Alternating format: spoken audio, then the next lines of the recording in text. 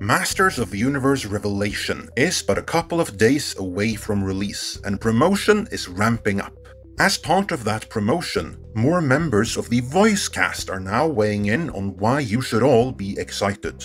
But honestly, it would have been better if they had kept quiet. In this editorial, I will go through what Teela voice actor Sarah Michelle Gellar seemingly deemed problematic about the original Filmation series, how excited she is that Revelation appears to do better, and finally, how the very change she considers a revelation could end up being the downfall of the entire series.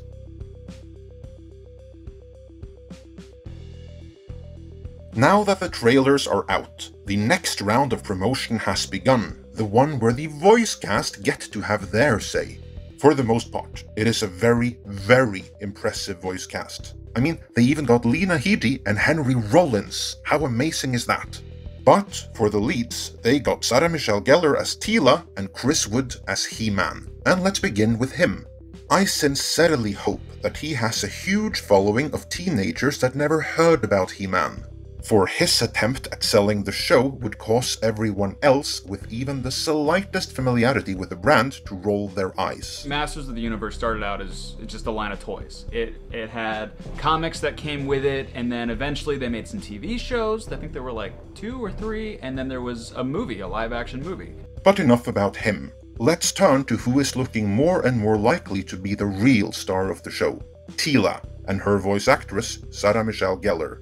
Let's begin gently.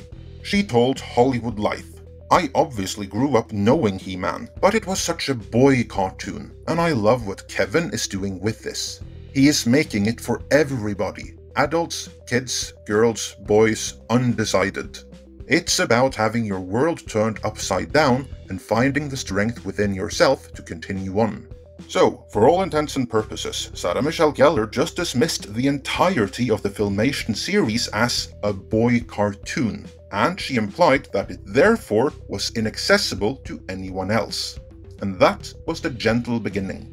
On July 21st, Clownfish TV retweeted another pictured quote that is reportedly from the print edition of Entertainment Weekly.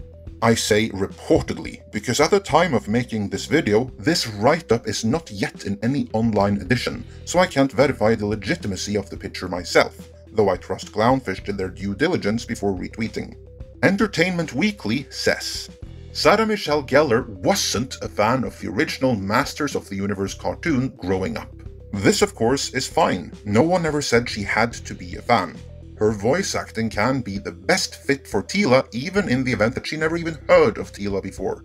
But then, she follows that up with, the women were afterthought characters. It is pretty obvious that she wasn't a fan, and that she only remembers some superficial imagery from the original series, because what she expresses here is plain and simply ignorance. Anyone actually familiar with the original series recognizes her accusations towards it as utterly nonsensical. The original Masters of the Universe toy line was aimed at the boys' market, this is true. For that reason, the subsequent Filmation animated series had a built-in appeal to boys, but it was in fact made for everyone. The women weren't so much an afterthought as they were an integral part of it, both behind the scenes and on screen. The recurring female characters weren't any damsels in distress that needed rescuing. On the contrary, they could not only hold their own against the men, they were frequently depicted as more capable. Teela, the Sorceress, Evil Lynn, and even Queen Marlena, Prince Adam's mother, all got storylines that spanned multiple episodes, and these were some of the best episodes of the entire series. Not only that, they were instrumental in the development of notable future female characters and their relationships. Case in point, the episode The Witch and the Warrior. In it, Teela and Evil Lynn, usually enemies, find themselves stranded in the desert and have to rely on each other in order to survive.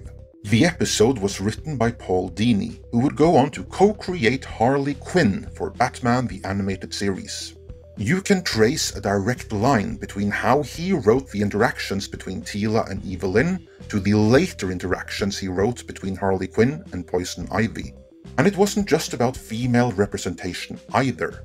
Each and every single one of the 130 original He-Man episodes, as well as the 93 original She-Ra episodes that followed, dealt with one or more themes and had a moral. Oftentimes, the themes ran deeper than the moral, which was made explicit at the end of each episode.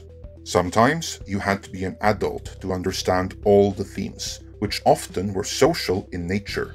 You could argue that the Filmation series was aimed at boys, but in reality, it was for everyone. Sarah Michelle Gellar doesn't seem to know any of that though, for she continued, describing the Kevin Smith series as a revelation. What hooked me was the story. These are characters you dream about playing and emotions you dream about experiencing. If she, upon accepting the role of Teela, had bothered to go back and actually experience a few episodes of the Filmation series, such as the Teela-centric ones, I think she might have been blown away by how progressive that series really was. If she had, then maybe she wouldn't put down the legacy of the series she's now working on in this way. Then again, maybe she would. Maybe trashing what came before is condoned as an acceptable way to promote this series. The entertainment media complex certainly seems to think so, because they are right back to trashing the fans.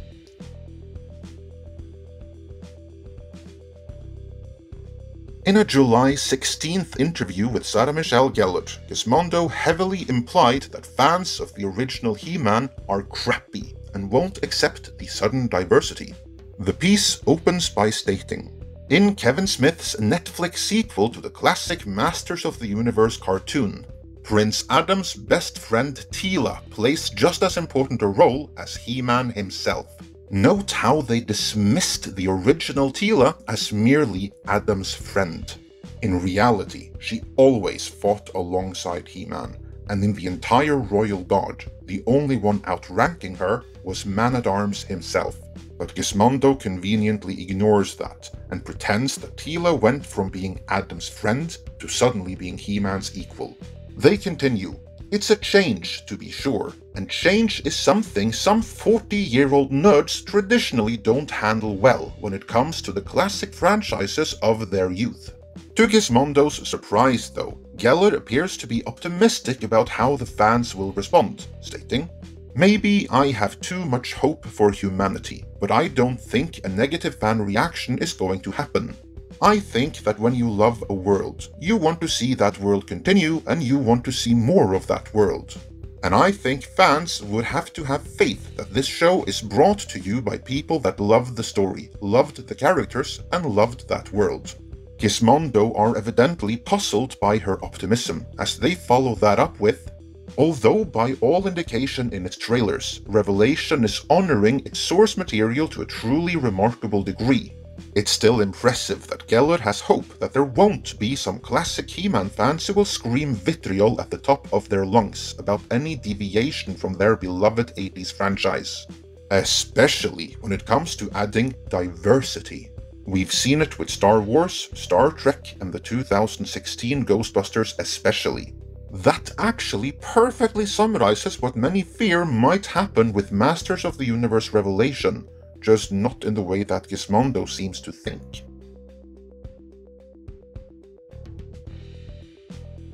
In academia, a hypercorrection is, in round terms, when one has a statement or similar that is correct and functional as it is, but one thinks there is something wrong with it. And in the attempt at correcting what is perceived to be wrong, that is when you actually make it wrong. Put another way, don't fix what isn't actually broken, because then you might actually break it. That is what happened with Star Trek, Star Wars, and Ghostbusters. The three examples Gizmondo used to argue that fans are crappy people who reject diversity. Gizmondo couldn't be more wrong.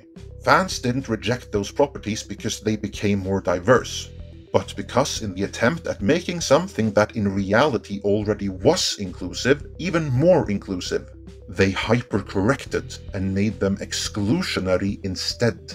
Case in point, the female-centric Ghostbusters reboot portrays every single male character in the movie, and then I mean every last one, as either evil, inept, or both. That gives the whole movie an outright misandrist undertone. Similar accusations can be leveled at Star Trek, which Alex Kurtzman has stated is now a platform for ideopolitical activism first, even though all the LGBTQ characters are segregated. In the Star Wars sequel trilogy, every other character was compromised, so that Rey Palpatine could be perfect at everything and in every way. This was detrimental to the development of every other character, but none more so than the Black Man, who was sent off to a pointless side quest in order to prevent a romance with Rey, and the Asian woman, who was clad in a potato sack lest she outshine Rey's beauty. It wasn't the fans who were crappy for rejecting those properties.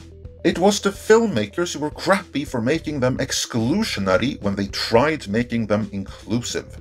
That is what the built-in He-Man audience worry might happen with Masters of the Universe Revelation as well.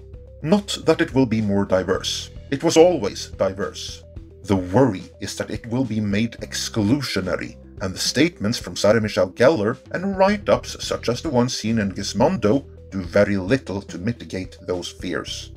This is where I normally would say, I hope that those fears are overblown, and that come July 23rd we will get to enjoy a great new He-Man series after all.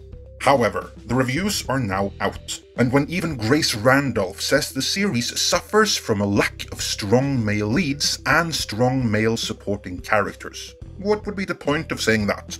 At this point, the writing is on the wall, so I think it's time to start preparing for many more outlets referring to fans as crappy, as more and more reject this series.